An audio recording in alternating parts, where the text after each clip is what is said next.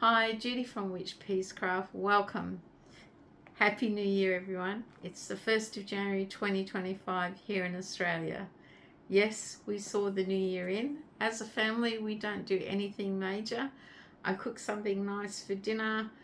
We have a couple of drinks, watching the fireworks on the television, usually from around the world, and that's it. We've done that for about the last 10 years. We haven't really done anything major to celebrate the new year. No parties, no going places. It's just a nice way to see the new year in.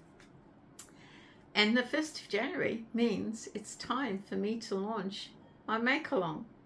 So the last few years I've always done a make-along from the beginning of the year. Some of them have gone 12 months, some of them have gone 6 months. And I asked for feedback from subscribers on what they would like to do. And I think the popular opinion is a nice short one for 3 months.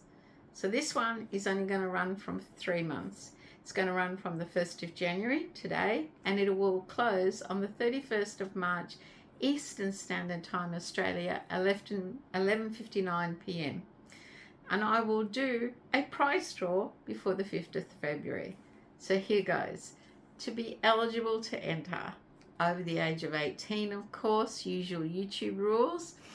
To enter, you make a project, or two, depending on what is inspired by the sign. Or you can do one big project. You can make anything you like, as long as you use 75 grams of yarn per project. So twice a month, I'll show you a sign, once on the 1st of the month and once on the 15th. And each time you're required to use a minimum of 75 grams of yarn in your project. So I hope that makes sense. You send me a picture to witchpeacecraft@gmail.com, or you can post it in the Facebook group, or if you do social media, you can post your picture there with the hashtag #thesign_AU. Don't forget the AU so I can find you.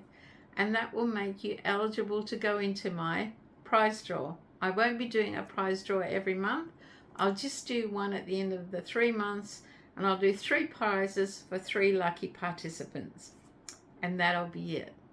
So, what's the first sign? Let's see if I've covered all the admin parts. I think I have. So it's do what you want, with what you want, with what you have, where you are, and love what you do. That will be the quote for the sign. Do what you can, with what you have, where you are, and love what you do. Okay, so the first sign. I have so many. It took me a while to work out what would be the first, and I only decided a few minutes ago, and I've got it on the iPad, and hopefully it won't flare. So you can use the location of the sign as inspiration, because I'll try and remember where I took them if I don't.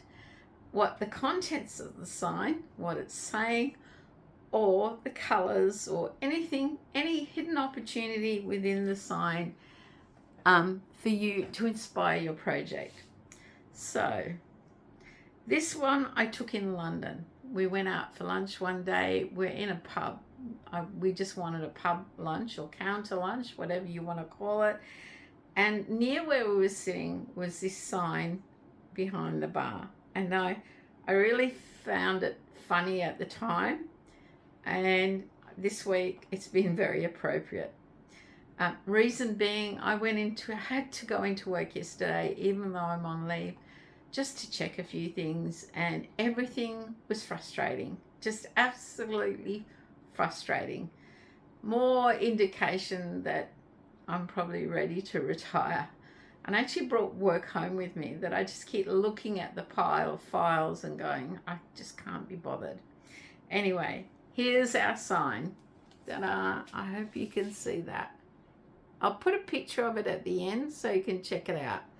So the sign says, I'm on the gin and tonic diet. So far I have lost 2 days. There you go.